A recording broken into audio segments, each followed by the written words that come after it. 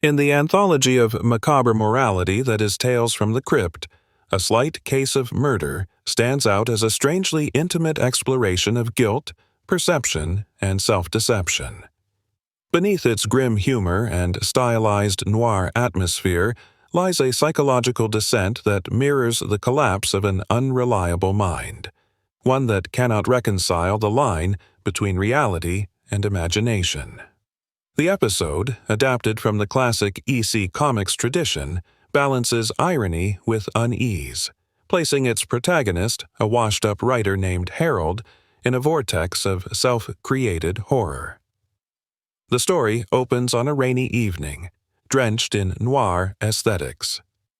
Harold sits alone in his dimly lit home, nursing a drink and a fading sense of relevance. Once celebrated as a crime novelist, he has now become a caricature of the characters he used to invent, cynical, isolated, and detached from empathy. The phone rings, the sound echoing unnaturally through the room. It is his editor reminding him of a long-overdue manuscript. This simple call sets the tone for what follows, a sequence of events that blurs the boundaries between fiction and confession. The viewer soon senses that Harold's crime stories were not entirely fictional. There are small clues, thrown like breadcrumbs across the scenes, the nervous glance at a locked basement door, the lingering camera on his blood-stained typewriter ribbon, and the hollow laughter that follows his own jokes. What Tales from the Crypt does masterfully here is transform cliché into dread. The viewer begins to realize that the horror is not external, but internal, a manifestation of guilt taking form through hallucination.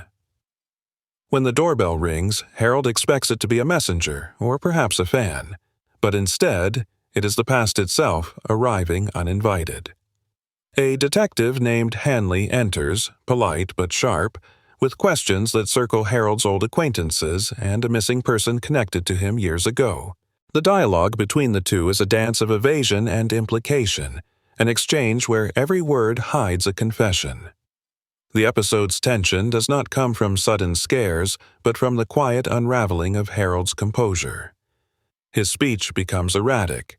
His sentences begin to fragment, and as he pours another drink, the camera lingers on his trembling hands. Each glass of whiskey blurs the line between his lies and his memories.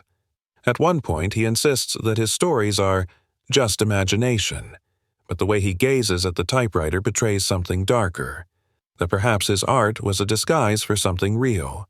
The sound design adds to this psychological disintegration. The ticking clock grows louder, the rain outside becomes a kind of whisper, and the typewriter keys begin to echo like gunshots. It's as if the entire room conspires to remind him of what he has done. The director's choice to shoot in warm amber tones that slowly fade into colder shades reinforces the theme of fading morality. As the plot develops, we learn that Harold's victim was a woman who once inspired him, a critic who exposed his plagiarism and humiliation. In a moment of drunken rage, years ago, he may have pushed her too far. Her body was never found, or at least that's what the detective suggests. The brilliance of A Slight Case of Murder lies in the ambiguity. It never explicitly confirms whether Harold is truly guilty or simply insane. The episode functions as a psychological mirror. What we see is filtered through his deteriorating perception. When he begins to hear the woman's voice on the radio, reciting lines from his own books, the viewer senses that we are no longer in the realm of reality.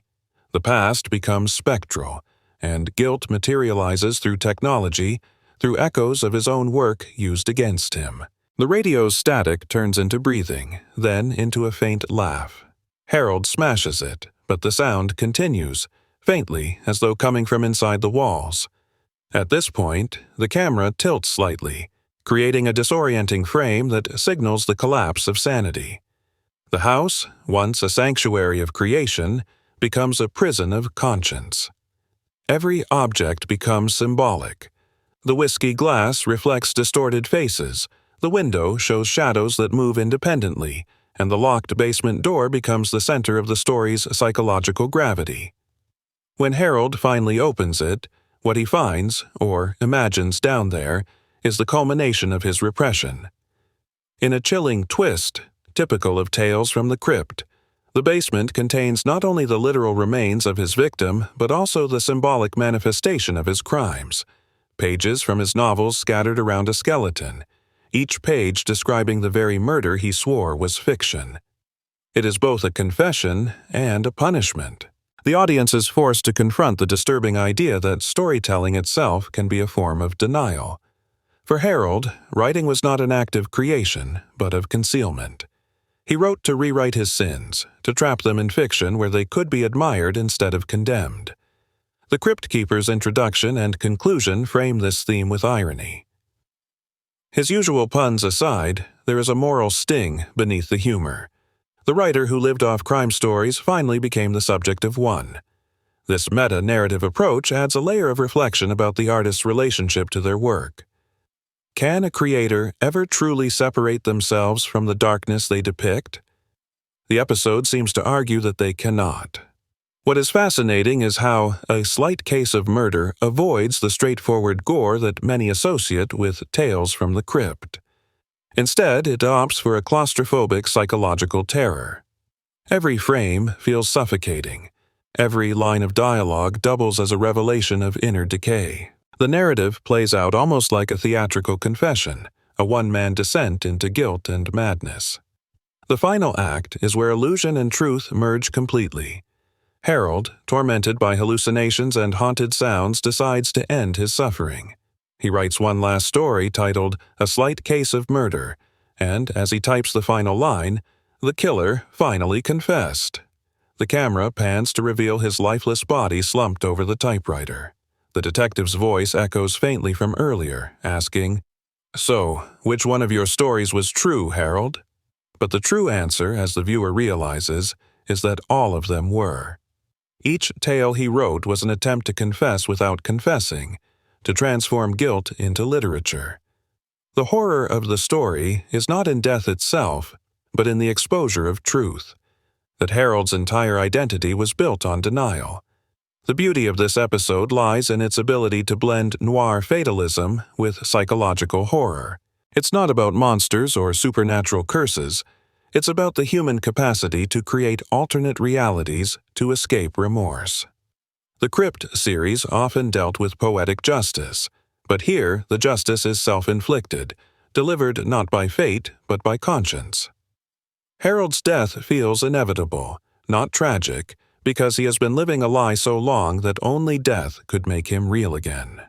Watching this episode today, one cannot help but notice how timeless its message feels.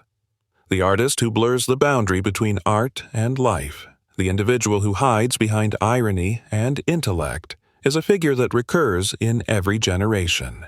The episode becomes a warning not only about crime, but about creativity itself, about the danger of mistaking artifice for absolution.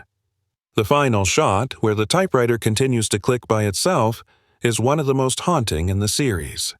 It suggests that guilt has a life of its own, that once a story of sin is written, it continues to write itself.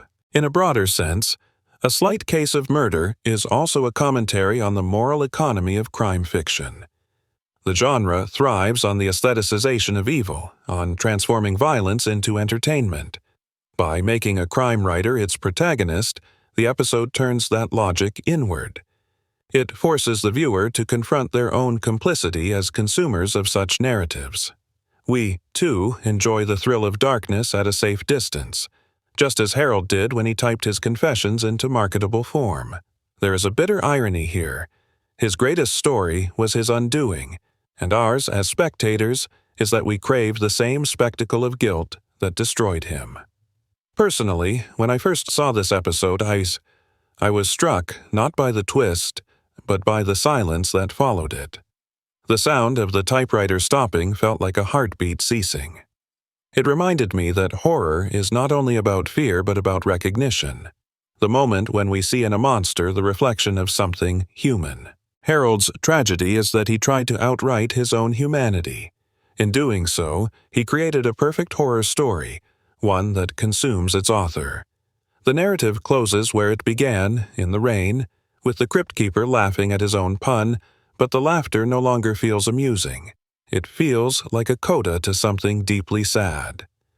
A Slight Case of Murder may be wrapped in the familiar tone of Tales from the Crypt, but it transcends its format, becoming a study of artistic self-destruction. It is about the man who thought he could write his way out of sin, only to discover that words can confess as much as they conceal. It is about the fatal intimacy between guilt and creativity. And most of all, it is about how horror often hides not in the supernatural, but in the imagination of those who create it. Watching it again now, it feels less like an episode of television and more like a confession from the genre itself. It whispers that every story of murder begins not with blood, but with denial.